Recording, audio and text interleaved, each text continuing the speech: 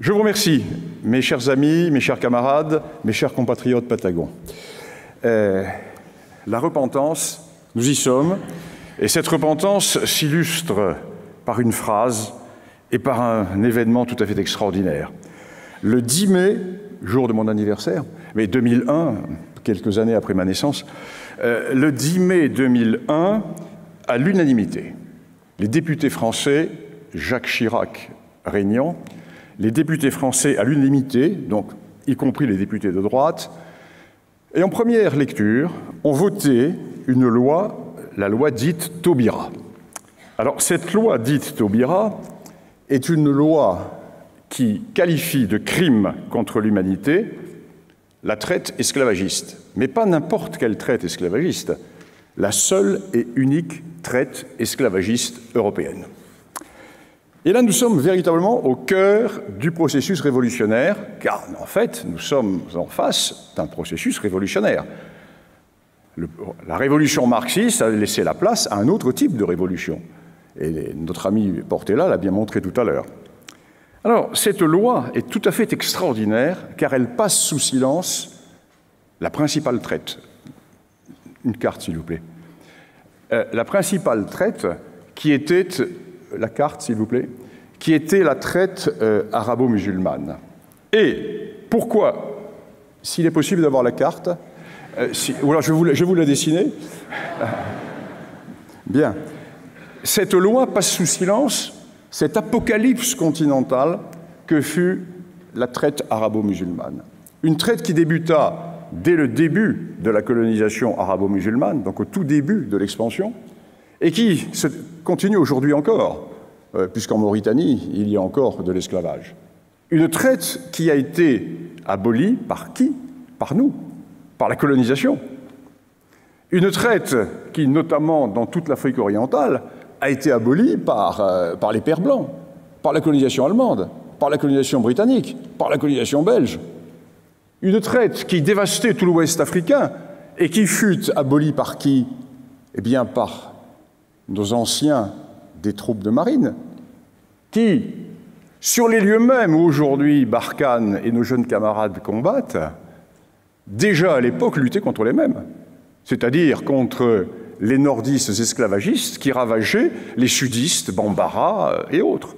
Très exactement au même endroit, Archinard, Trintignant se battaient là où aujourd'hui Barkhane tend ses embuscades contre les descendants de ces esclavagistes. Et pas un mot de cette traite. Et pourquoi? Eh bien, avec une franchise révolutionnaire digne des plus grands champions de la GPU, Christiane Taubira, à une interview du journal L'Express du 4 mai 2006, question qui était la suivante: mais pourquoi, dans cette loi votée, je rappelle, par tous les moutons de la pseudo-droite, tous les députés à l'époque de Chirac régnant, nous ne sommes pas sous Mitterrand, nous sommes sous Chirac. Pourquoi avoir mis de côté cette réalité de la traite arabo-musulmane? Et que répond Christiane Taubira? Eh bien, tout simplement, nous avons passé sous silence la traite arabo-musulmane, j'ouvre les guillemets, afin que les jeunes Arabes ne portent pas sur leur dos tout le poids de l'héritage des méfaits des Arabes. Quand même extraordinaire.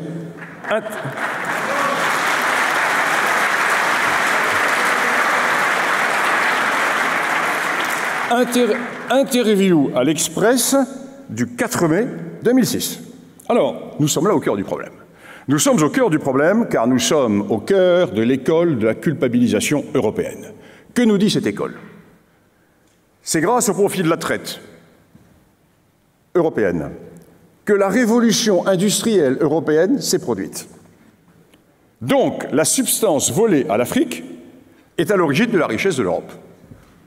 Dans ces conditions, nous sommes véritablement dans le raisonnement syllogistique. Donc, dans ces conditions, nous sommes redevables aux Africains d'aujourd'hui qu'il nous faut accueillir, puisque nous les avons pillés et que nous avons bâti notre richesse sur leur dos.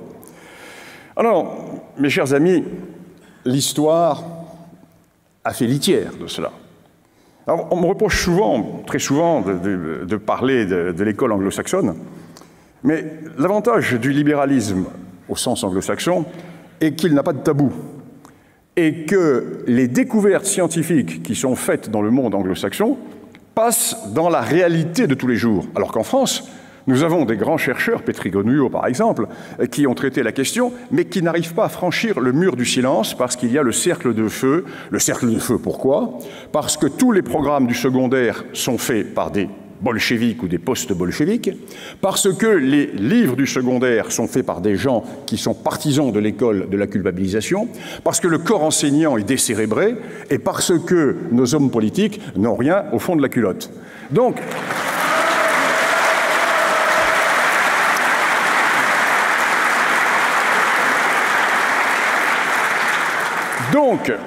ce que nous savons, nous, historiens, c'est que l'Europe ne s'est pas enrichie sur la traite. Et je vais vous prendre aujourd'hui l'exemple des Britanniques, de l'Angleterre, du monde britannique.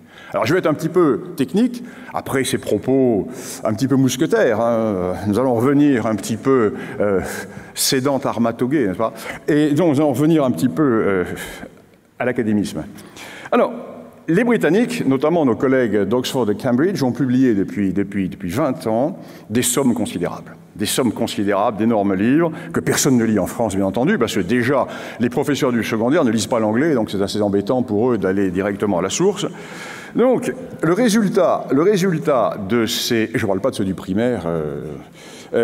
Chez nous, de toute façon, à l'université, tous ceux qui rataient le DUG partaient dans l'enseignement primaire. Donc, c'était les plus mauvais qui allaient former les gens. Bon, donc, le cercle vicieux est là. Quant aux autres, comme le bac n'est plus un obstacle et que tout le monde a le bac, eh bien, à l'université, donc la décadence complète. Ce n'est pas une question de crédit, c'est une question de remettre un vrai barrage au bac. Il faut supprimer 92% de réussite, il faut en revenir à 50% de réussite au bac, et automatiquement, il n'y aura plus de problème de moyens, plus de problème de locaux, il y aura des gens qui iront dans les vrais métiers de l'artisanat, et en plus de cela, nous allons remonter le niveau des universités. Mais c'est ça le problème. Alors, j'en reviens à l'esclavage. L'esclavage a-t-il été à l'origine de la révolution industrielle britannique? Non. Pour 3 grands points. 1. Au XVIIIe siècle, à l'époque de l'apogée de la traite, les négriers anglais représentaient seulement 1,5% de la flotte commerciale anglaise, moins de 3% de son tonnage. Les historiens britanniques qui ont travaillé d'une manière économique, avec les règles à calcul, d'une manière excessivement sérieuse, ont montré que la contribution de la traite esclavagiste à la formation du capital anglais se situa annuellement, à l'époque de la traite, à 0,11%. Troisième point, les bénéfices tirés de la traite ont représenté moins de 1% de tous les investissements liés à la révolution industrielle anglaise. Alors certes, des Anglais s'enrichirent, mais pas l'Angleterre. Alors, ceci est un problème qui est fondamental. En France, nous avons les mêmes études. Petri-Grenouillot, comme en parlait mon collègue tout à l'heure, Petri-Grenouillot a démontré cela. Il a démontré que les profits ne sont pas à l'origine de la révolution, la traite, pardon, n'est pas à l'origine de la révolution industrielle française. Alors, 3 questions. Parce que, prenons le problème par l'absurde. Comment expliquer, si la traite avait été à l'origine de la révolution industrielle française, qui n'a pas eu lieu au XVIIIe siècle, à l'époque de l'apogée de la traite, à la différence de la traite britannique. Si, à la fin du XVIIIe siècle, alors que le commerce colonial français était supérieur au commerce colonial anglais, ça il faut le savoir, alors qu'à ce moment-là, le commerce colonial anglais était inférieur au commerce colonial français, pourquoi la France n'a-t-elle pas fait sa révolution industrielle alors que l'Angleterre l'a fait? Deuxième question, pourquoi la révolution industrielle française s'est produite après l'abolition de la traite et non pas à l'époque de la traite? Et puis enfin, troisième question, pourquoi cette révolution industrielle s'est-elle faite non pas à Nantes, non pas à Bordeaux, mais en Lorraine, dans la région lyonnaise, loin des ports négriers des siècles précédents? Il n'y a pas de rapport. C'est sur d'autres critères que se fait la révolution industrielle. Alors, continuons dans l'absurdité de la thèse. Si véritablement la traite esclavagiste, avait été à l'origine des révolutions industrielles européennes, eh bien, le Portugal, deuxième carte, s'il vous plaît. Le Portugal, qui occupait une partie énorme de la traite dans toute la zone du golfe de Guinée et jusqu'en Angola, 60% de la traite se faisait dans cette région-là. Et le Portugal détenait 45% de ces 60%. Si les profits de la traite expliquaient la révolution industrielle, bien aujourd'hui, le Portugal devrait être une grande puissance. D'autant plus que le Portugal va décoloniser beaucoup plus tard. Or, le Portugal n'a jamais fait sa révolution industrielle. Et le Portugal, jusqu'à son entrée dans l'Europe, était une sorte de tiers-monde. Et enfin, que dire de l'industrialisation de pays qui n'ont jamais pratiqué la traite? Ou d'une manière anecdotique, que dire de l'industrialisation de l'Allemagne? Que dire de celle de la Tchécoslovaquie, de ce qui était après Tchécoslovaquie? Que dire de celle de la Suède? Pays qui n'ont pas pratiqué la traite. Alors là, nous sommes, bien sûr, face à un pur mensonge. Pur mensonge qui va évoluer également dans la mesure où on va nous dire « mais la traite, non seulement a été un moyen pour l'Europe de s'enrichir, mais en plus, nous l'avons introduite, cette traite en Afrique. Nous avons provoqué la vente des hommes. » Bien là encore, nous sommes dans le mensonge le plus total, parce que la traite a toujours existé en Afrique. Elle a existé d'une manière traditionnelle, elle a existé d'une manière arabo-musulmane. C'est nous qui avions mis fin à cette traite.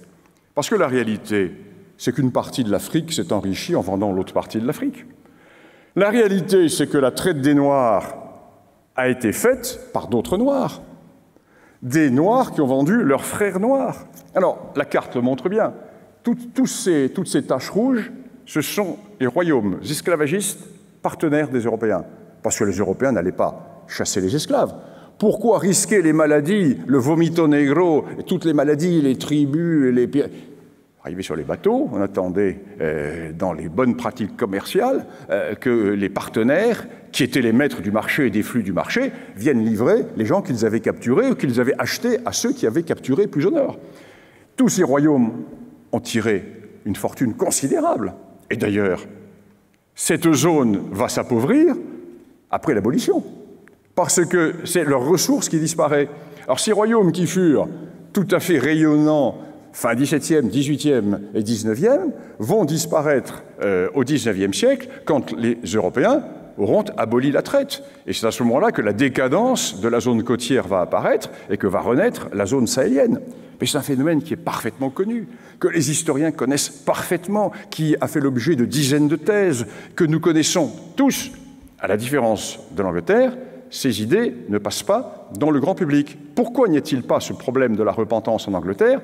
Tout simplement parce que les découvertes des universitaires ne sont pas censurées par la doxa officielle. En France, nous sommes dans une Albanie mentale et dans le dernier pays post-marxiste.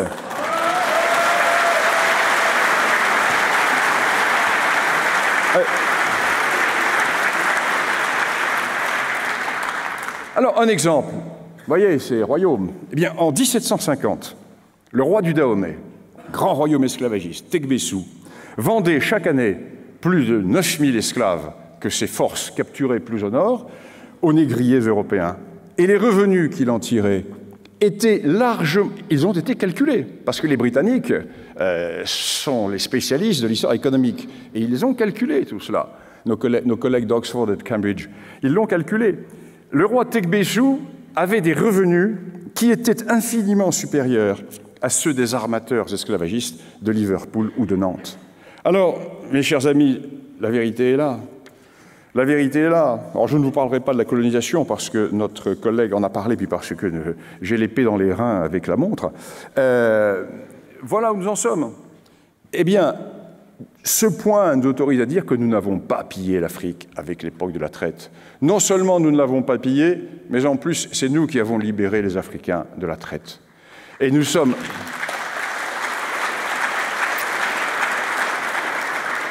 Nous sommes donc autorisés à dire non. Non. Il faut savoir dire non. Mais pour dire non, il faut avoir du courage. Et puis, puisque j'ai commencé en citant la catastrophe que fut la période chiracienne, avec notamment la loi mémorielle sur l'esclavage, ben écoutez, je vais terminer par une autre phrase de Jacques Chirac qui va permettre de rétablir l'équilibre. Pour dire non, il faut avoir du courage. Mais pour avoir du courage, il faut connaître cette phrase que cite Jacques Chirac. Il y a une chose qu'il est impossible de greffer, et cela, par manque de donneur, les couilles.